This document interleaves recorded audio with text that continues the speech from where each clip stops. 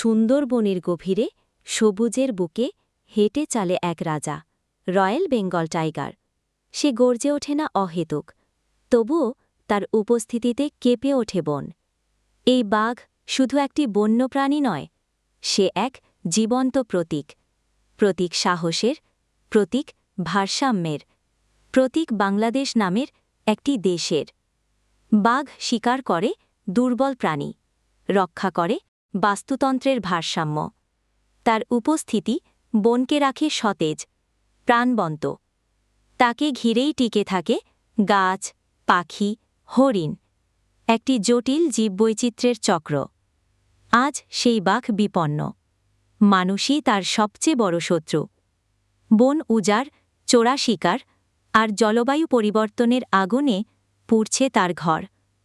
কিন্তু সে তো আমাদের। বাঁচা মানেই বনের বাঁচা, আর বন মানেই প্রাণের অস্তিত্ব। বাঘ বাঁচলে বন বাঁচে, বন বাঁচলে বাংলাদেশ বাঁচে। রয়্যাল বেঙ্গল টাইগার আমাদের অহংকার, আমাদের দায়িত্ব।